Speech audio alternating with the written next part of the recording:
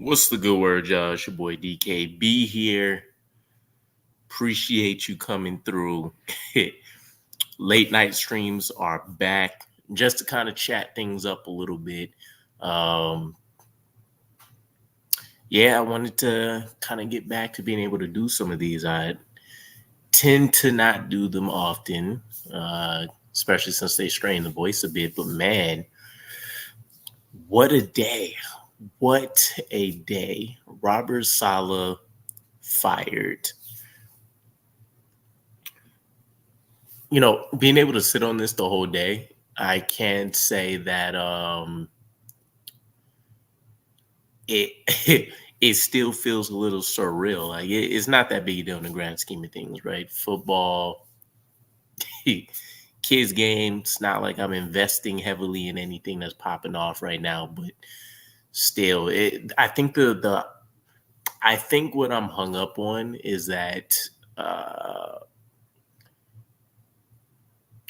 Robert Saleh deserved to be fired.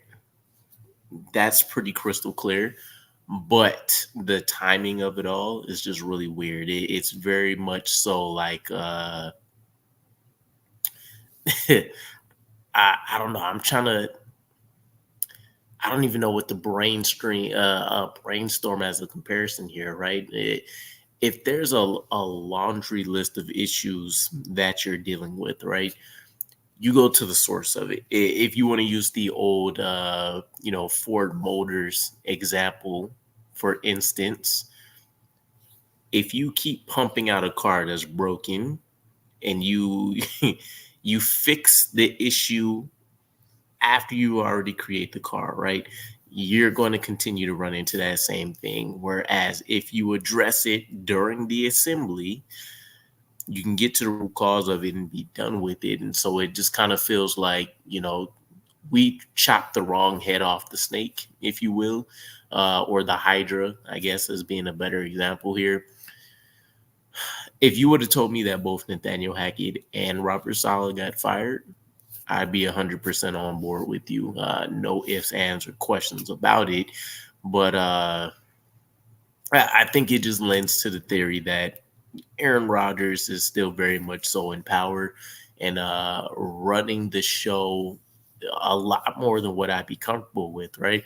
It was all kind of jokey jokes when it came to like the Jets bending the knee to bring in essentially an entire free agency class that Aaron Rodgers wanted, and then potential draft scenarios, et cetera, et cetera. We've already put out there that not only is Aaron Rodgers the quarterback, he's the offensive coordinator, he's been the general manager, he's now also feels like the head coach of the New York Jets now.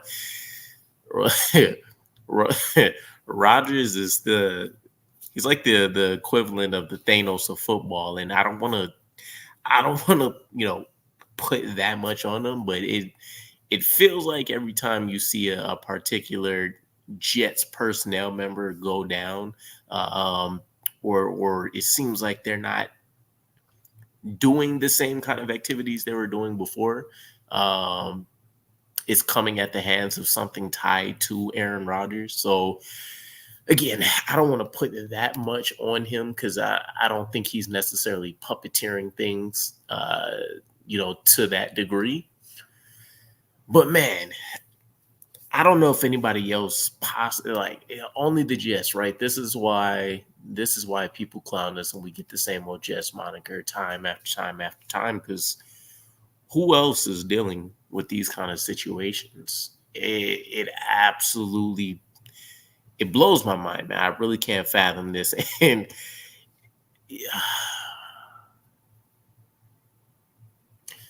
what a time to be alive. Anyhow, so from what I'm seeing, and I still haven't got a chance to catch up with everything, work's been crazy, prepping for baby, and obviously, I'm chopping it up with you guys tonight, but fill me in as we're rambling, or as you guys start dropping stuff into the comments. But From what I know so far, Woody Johnson has claimed he's claimed 100% ownership over the decision to fire Robert Saleh. So apparently, Robert Saleh shows up to work Monday. Jeff Ulbrich mentioned this in his press conference today as well. He pops up, gets the coaching staff together. He's going through game prep, figuring out what's going to be the plan of attack. Monday is a huge game for him, right? If you would have told me he probably got fired after Monday's game, maybe maybe a little bit more. I'd feel like that makes sense. But yeah, gets to work Monday. Ulbrich, rest of the team is together. They game prep. He leaves. He comes back Tuesday, and funny enough, I'm watching. I think his name's Tom Grossi, the guy that does like little NFL skits for everything. I think he's a Packers fan too. I see his video about the Robert Saleh firing and him being trapped outside of his house, etc. But yeah, that's essentially what it was, right? He pulls up to work today, and I guess they let him in the building just so Woody Johnson can give him the pink slip. And everybody is blindsided. I haven't seen anything that's necessarily refuting that. One of the things that is interesting is there was a lot of chatter about did he need to be escorted out or not?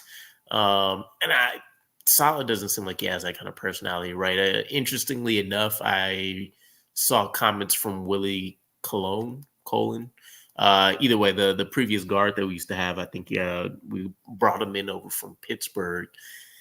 And he was mentioning how, Rex Ryan went out in the blaze of glory, screaming, shouting, etc., while being escorted out by security for them. So I don't see that being the same situation. And even if it did happen, I'd probably chalk it up to where was I going with that? I chalk it up to just protocol, right? Same thing the average working man or woman would experience when they get walked out. Normally, just to make sure nothing does pop off or so, it can be resolved pretty quickly. But I don't know. Connor Hughes still seems like he had the pulse of what was really going on, and didn't seem like there was any drama. It was just really cut and dry. Saleh shows up. Woody Johnson fires him. Woody Johnson claims 100% ownership over this. Apparently, he consulted nobody in front office. He didn't consult Aaron Rodgers whatsoever. And I want to say, what is it? So tomorrow, I think it's the normal weekly Pat McAfee show that Aaron Rodgers joins, right? So maybe we get some additional details there. And if we do, I think still ultimately it'll just come down to probably him just backing Nathaniel Hackett or Jeff Ulbrich, basically whoever's still in the building. It's insane. I did see, actually, let me see if I can find it here. I know I've seen some of the crazy stats about Robert Saleh and his tenure with the Jets so far. And it's really probably not that crazy just because, as I mentioned during the video I dropped earlier today, I think you got to go back like 25 plus years to see the last time a head coach even broke the 500 record mark. Italy. Gino, that's funny. I was thinking about texting you the other day, but I've been tired. It's been a struggle trying to hold conversations.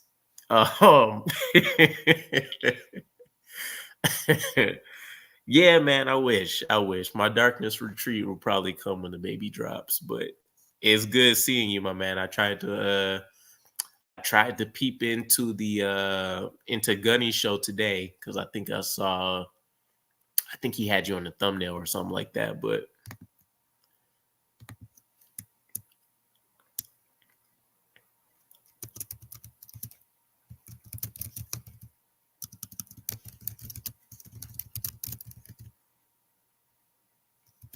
sorry, somebody was chatting me.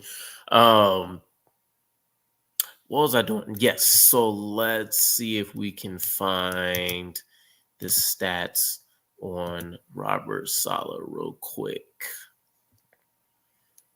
Um,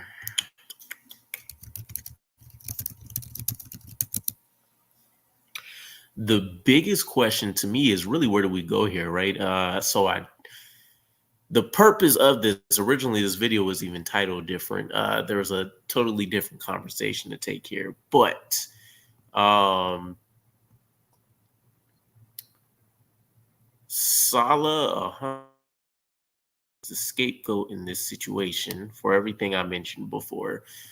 If you want to look at the root cause of everything, the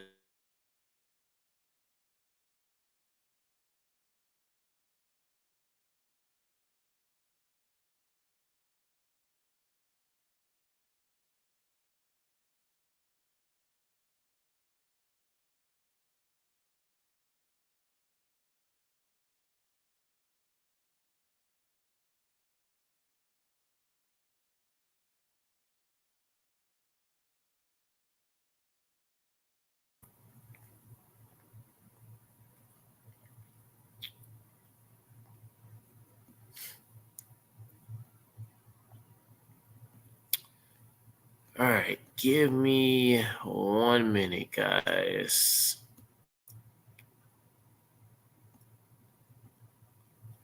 Let me see if I can find this. So this would have dropped today.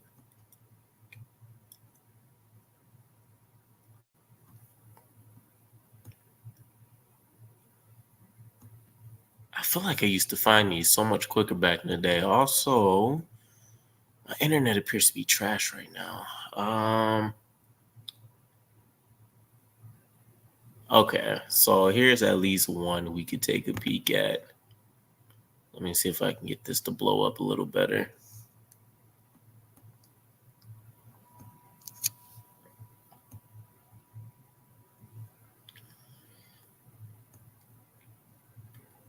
So, Robert Saleh's tenure.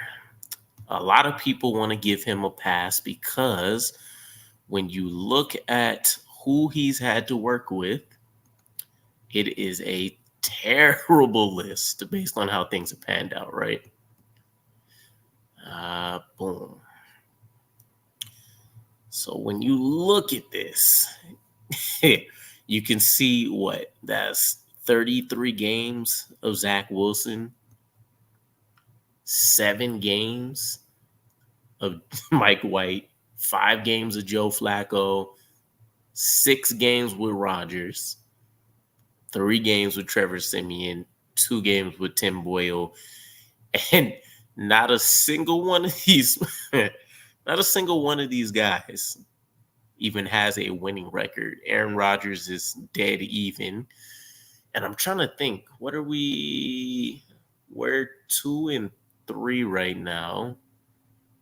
Yeah, I'm not sure where they're getting 3-3 from because he should be going into his 6th game with us right now.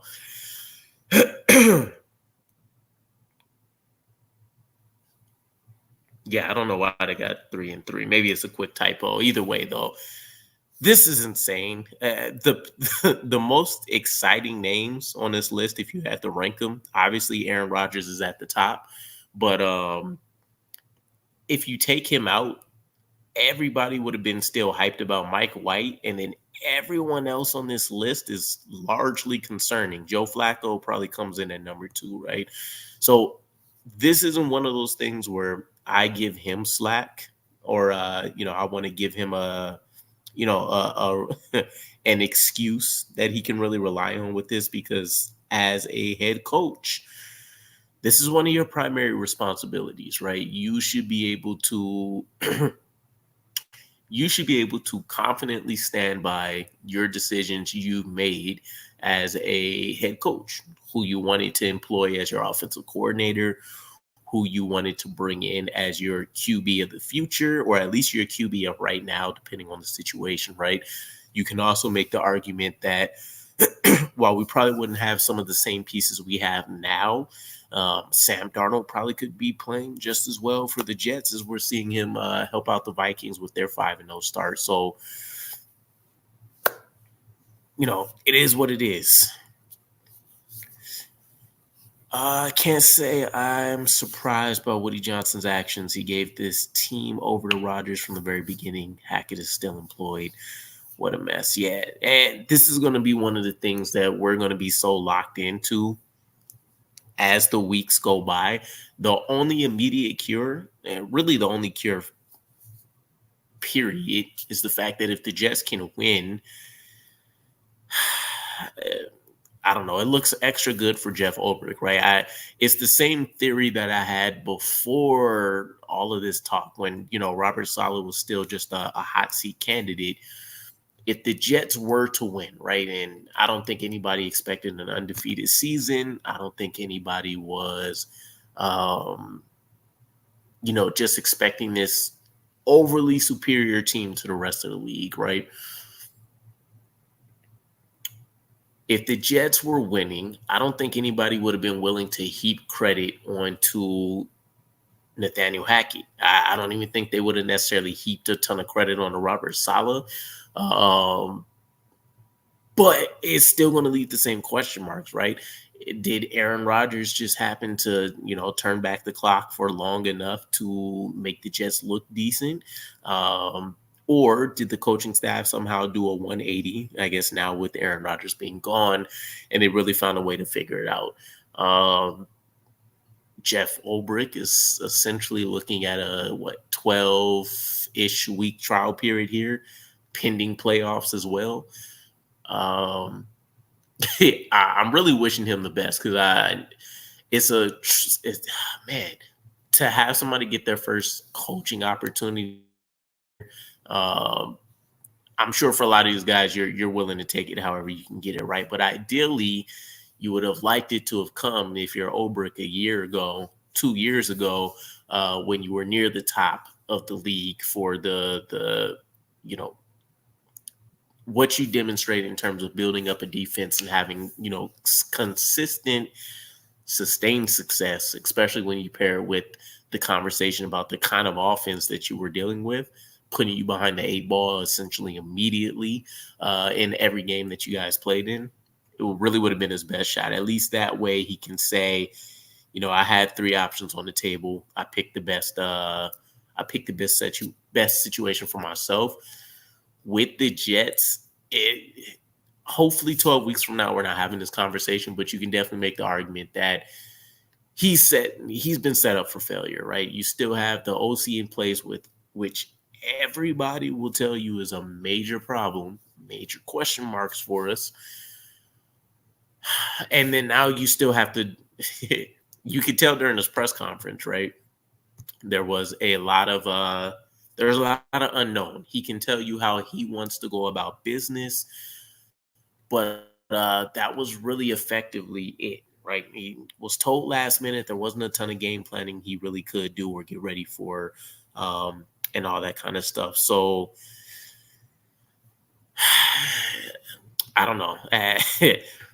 I'm very concerned at this point. Obviously, one of the things I will say is pretty interesting, though, is that the needle hasn't moved for the Jets whatsoever. So the NFL world, looking at this news, sat back and said Robert Saleh wasn't the main problem, wasn't the only problem, so much so that having a new guy come in that's going to potentially fumble his way through this first week.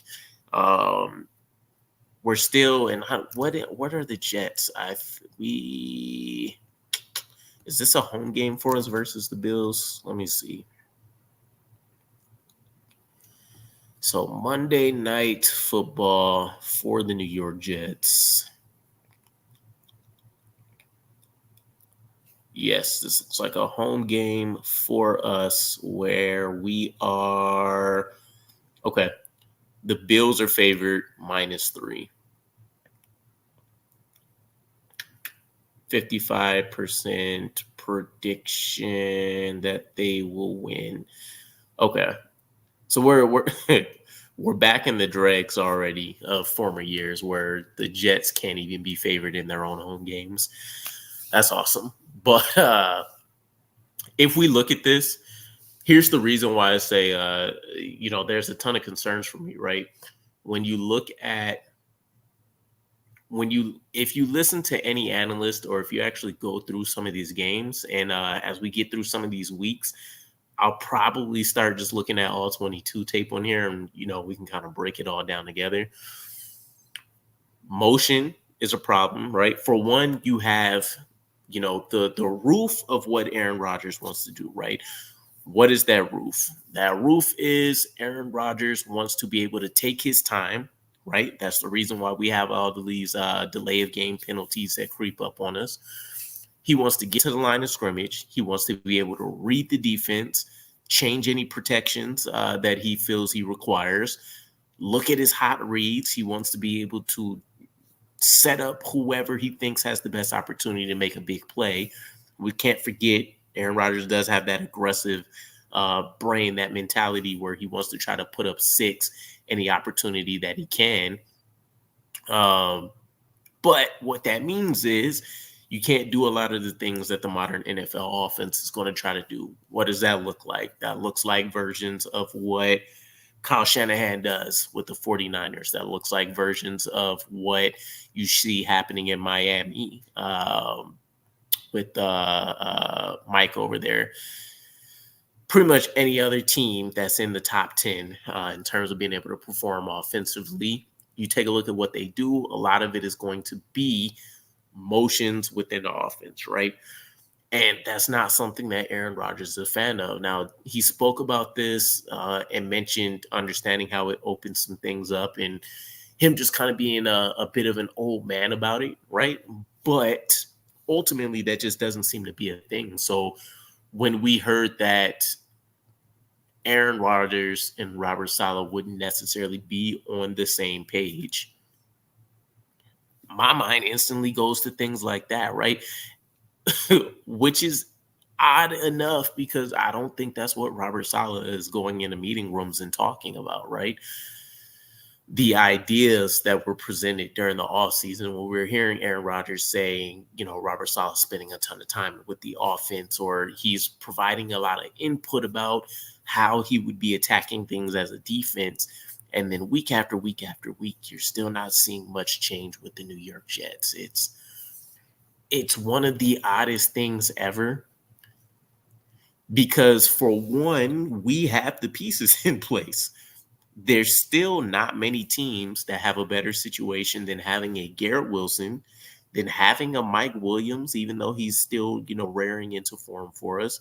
And then that has a young guy that could be phenomenal like a Malachi Corley, but at least a veteran that's proven, although he's had a crappy performance with the Jets, like Alan Lazard. Our first 3-4-man rotation, in all honesty, is pretty solid. So you add that into the fact that there's a ton of resources in the offensive line, and anything that can go wrong has gone wrong for the Jets. Stagnant offense, unimaginative and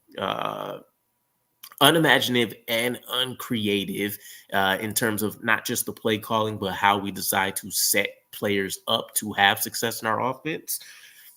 How we work right now is that if our guys just aren't purely winning their matchups, which is hard to do when you have an offense that anybody can just sit back and tee off on because they know what's going to happen, run, pass, maybe the occasional pass and then run and then pass and then probably run, pass. You're not going to be able to do a ton in the league. So there's really not a ton to say about it, right? One of the things I will say, though, is that I am looking forward to this coaching cycle. What is this? And then what happened? Okay. I am looking forward to this coaching cycle, right? I got a post that's dropping tomorrow. I'm pretty much starting things off by looking at who the betting favorites are for the Jets. So when we look at some of the names, this would just be it'd be it'd be the craziest thing to happen probably in NFL history. Bill Belichick currently is the most favored to become the next head coach Then we have Mike Vrabel, former Titans coach. Ben Johnson from the Lions. We have Bobby Slowick, I think, of the Texans. Then we're looking at Joe Brady, who is Bills OC right now. Aaron Glenn, I can't recall off the top of my head, but I think that's a defensive guy. Matt Nagy, Arthur Smith, Adam Stinovich. I don't know who the hell that is. Brian Flores, and then Jeff Ulbrich. So even when you take a look at the next cycle for some of these names, Belichick's a defensive guy, Vrabel's a defensive guy, Johnson is offense, Slowick is offense, Monken is offense. I would still, and Joe Brady is offense. I would still be really excited for any of those top three guys, right? Todd Monken, what we've seen out of him already with the Ravens is that he has taken a quarterback that Slee has always been a run-first oriented kind of player and been able to craft him into more of a pocket passer that can become lethal with his legs as a secondary resource. And then he's still been able to craft an elite run game around Lamar Jackson to also make sure he doesn't have to utilize his legs to also be the main source of rushing production. You take a look at this year, and Todd Monken had a little bit of a rough start, and now they've been able to figure things out, right? And it takes a little bit of an adjustment. How do you get Lamar Jackson to take somewhat of a back seat and still be able to utilize guys like a Derrick Henry, utilize guys like a Justice Hill still, who can offer solid running production, but really can be a dynamo in the receiving game? I'd be super excited for these guys. So I can't wait to really dive into them, see what they've done, and you know, how that can help out the Jets. But this is a tough situation, right? If Jeff Ulbrich has success, you have that wrench in the plan. How many of these guys will really want to even meet with the Jets? I feel like last year for the OC position, for example, obviously, you know, OC versus head coach is a vastly different situation, but there's already a stigma around the Jets, just in general, that we're dysfunctional, that Woody Johnson would potentially dictate a lot of decisions. You'll have to consider whatever happens with Aaron Rodgers. You'll have to consider, you know, potentially adding on the Davante Adams trade on top of that. They're also going to have to try to navigate whatever happens to Hassan Reddick if we never end up trading them. And then on top of all of that, if we do find a way to secure a guy like a Todd Monken, then you have to hope that they can also go out and find a way to put together a solid staff, right? Because I think that also has been a pretty decent part of a lot of the struggles that we've had in years past. Even if there was a name that potentially people got excited about, we were always late in like the coaching cycle with some of these things going on for some reason. And we missed out on maybe some of the premier names, or, you know, guys that had a relationship with some of these people.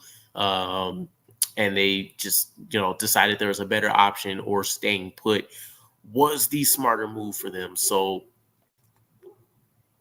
we'll see what happens, man.